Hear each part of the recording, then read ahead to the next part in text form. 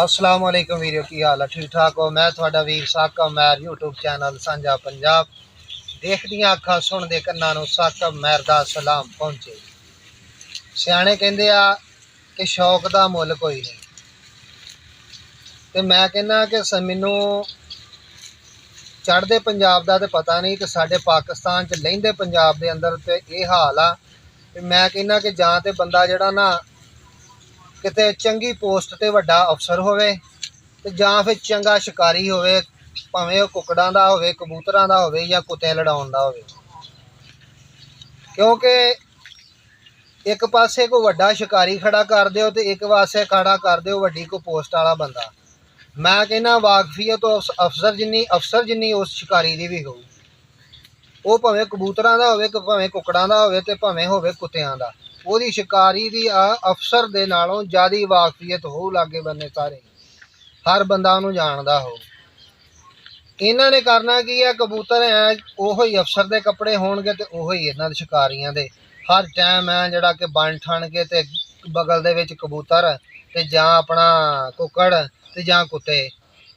ਤੇ गल इदा भी इन्हां शिकारियां दा जिहड़ा ना हुण हाल उस्तादी शगिरदी भी ये तां इंज करदे आ कि मैं कहना कि पगड़ी दिंदे आ बकायदा एक दूजे नूं। उस्ताद ने शगिरद नूं पगड़ी देनी आ, रस्म हुंदी आ इन्हां दी बकायदा। फिर ओह जिहड़ी मठियाई आ ओह इन्हां ने जूठी करके शगिरद नूं खवाउणी आ। मैं कहना तेरे मेरे घरां दे विच साडियां घरां च मंगनी की रस्म नहीं इदा होंगी जिदा ये शिकारी जेडे ने ये अपने उस्तादी शगिरदी की रस्म करते हैं। फिर लागे बने किते शहर वड्डे च चल जाओ या किते जिले च चल जाओ या किते अपना पिंड च किसे च चल जाओ, लै इन्हां दी दुआ सलाम सारियां नूं ज़्यादा निकलू। किते इन्हां दा कोई उस्ताद, किते इन्हां दा कोई शगिरद, किते इन्हां दा कोई दादा मुर्शद बैठा। ऐसी इन्हां ने ना जिहड़ा इन्हां दी इन्नी दुआ सलाम हुंदी है, इन्नी रिश्तेदारी बन जाती है इन्हां दी है। फिर ये ही नहीं गल, वो बंदा एक इदा ही आया तो वह ना हो गया झगड़ा किसी शिकारी के नाल इदा ही, तो वह झगड़ा हो पाया तो उन्हें उत्ते शिकारी ने देती दरखास्त कि मैं तो जरा ना तेरे तो दरखास्त दे देना, मैं इदा कर दूँ मैं उदा कर दूँ। वो दरखास्त देती, वो डाला पिया तो शिकारी लै गया चुक के।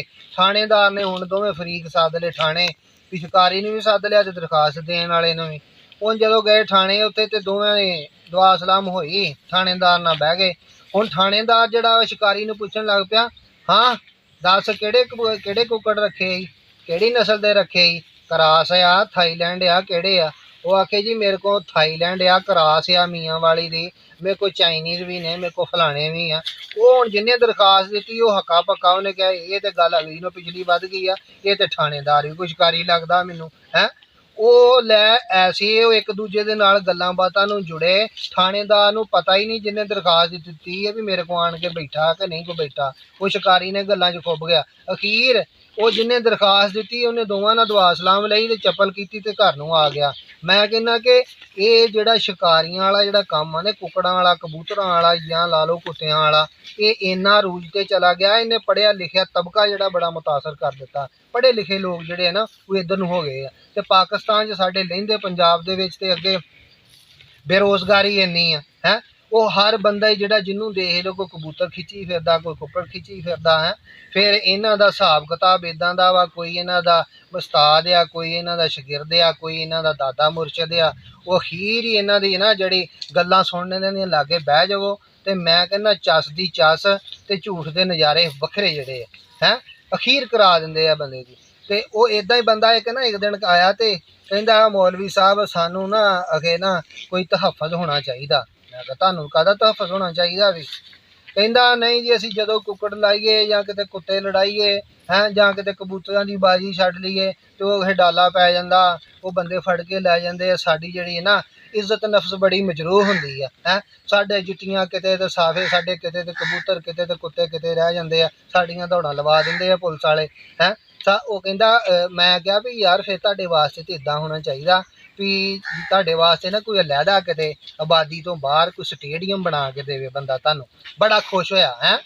ਵੀ ਬੱਲੇ ਮੌਲਵੀ ਨੇ ਸਟੇਡੀਅਮ ਦੀ ਗੱਲ ਕੀਤੀ ਹੈ। ਮੈਂ ਕਿਹਾ ਉੱਥੇ ਕੁੱਤੇ ਲੜਾਓ, ਤੁਸੀਂ ਕਬੂਤਰ ਲੜਾਓ, ਹੈ ਜਿੱਦਾਂ ਮਰਜ਼ੀ ਕਰੋ। ਕਹਿੰਦਾ ਯਾਰ ਇਹ ਤਾਂ ਗੱਲ ਸਟੇਡੀਅਮ ਵਾਲੀ ਤੇ ਹੋ ਗਈ, ਤੇ ਜਿਹੜਾ ਡਾਲੇ ਵਾਲੀ ਆ, ਮੈਂ ਕਿਹਾ ਇਹਦਾ ਵੀ ਬੰਦਾ ਹੱਲ ਕਰ ਲੈਂਦਾ। ਉਹਨਾਂ ਨੂੰ ਕਹਿੰਦਾ ਵੀ ਚਲੋ ਭਾਈ 2 ਦਿਨ ਸਾਨੂੰ ਐਤਵਾਰ ਨੂੰ, ਤੇ ਵੈਸੇ ਤੁਹਾਨੂੰ ਛੁੱਟੀ ਹੁੰਦੀ ਆ, ਇੱਕ ਹਫ਼ਤਾ ਵੀ ਵਿੱਚ ਸਾਨੂੰ ਦੇ ਦਿਓ। ਹਫ਼ਤੇ ਐਤਵਾਰ ਨੂੰ ਵੈਸੇ ਵੀ ਸਰਕਾਰੀ ਹੁਣ ਸਕੂਲਾਂ 'ਚ ਵੀ ਬੱਚਿਆਂ ਨੂੰ ਵੀ ਛੁੱਟੀ ਹੋਣ ਲੱਗ ਗਈ ਹੈ, ਤੇ ਚਲੋ ਇਹ ਹਫ਼ਤਾ ਐਤਵਾਰ ਸਾਨੂੰ 2 ਦਿਨ ਦੇ ਦਿਆ ਕਰੋ। 2 ਦਿਨ ਜਿਹੜਾ ਡਾਲਾ ਨਾ ਮਾਰਿਆ, ਤੇ ਜਿਹੜਾ ਆਪਣਾ ਨਾ ਸਾਨੂੰ ਸਟੇਡੀਅਮ ਬਣਾ ਦਿਓ, ਤੇ ਅਸੀਂ ਉੱਥੇ ਜਿਹੜਾ ਆਪਣਾ ਨਾ ਕੁੱਤੇ ਲੜਾਈਏ ਜੋ ਆਪਣਾ ਕੁੱਕੜ ਲੜਾਈਏ, ਕਬੂਤਰ ਲੜਾਈਏ, ਜੋ ਮਰਜ਼ੀ ਕਰੀ ਜਾਈਏ। ਇਹ ਹਾਲਾਤ ਬਣੇ ਆ ਸਾਡੇ ਇਸ ਮੁਲਕ ਦੇ ਅੰਦਰ, ਸਾਡੇ ਲਹਿੰਦੇ ਪੰਜਾਬ ਦੇ ਅੰਦਰ। ਇਹ ਹੁਣ ਨਾ ਸ਼ੌਕ ਨਹੀਂ ਰਿਹਾ, ਇਹ ਬਣ ਗਿਆ ਨਸ਼ਾ, ਭਾਵੇਂ ਕਬੂਤਰਾਂ ਦਾ ਤੇ ਭਾਵੇਂ ਕੁੱਕੜਾਂ ਦਾ ਤੇ ਭਾਵੇਂ ਕੁੱਤਿਆਂ ਦਾ। ਉਹ ਇਦਾਂ ਹੀ ਇੱਕ ਬੰਦਾ ਸੀ ਨਾ, ਕੁੱਕੜ ਲੜਾਉਂਦਾ ਸੀ, ਤੇ ਉਹ ਘਰੋਂ ਆਪਣਾ ਉਹਨੇ ਨਾ ਡੇਟ ਫਿਕਸ ਹੋ ਗਈ, ਕਿਤੇ 30-40 ਹਜ਼ਾਰ ਮੁੱਢ ਰੱਖ ਦਿੱਤਾ। ਜਿੱਦਣ ਉਹ ਦਿਨ ਆਇਆ ਆਪਣਾ ਕੁੱਕੜ ਲੜਾਉਣ ਦਾ, ਤੇ ਘਰੋਂ ਤੁਰ ਪਿਆ। ਰਾਹ ਦੇ ਵਿੱਚ ਹੀ ਜੇ ਜਾਣ ਡਿਆ ਸੀ, ਤੇ ਪਿੱਛੋਂ ਘਰ ਵਾਲਿਆਂ ਨੇ ਨਾ ਫੋਨ ਕਰਤਾ ਕਿ ਤੇਰਾ ਪਿਓ ਫੌਤ ਹੋ ਗਿਆ।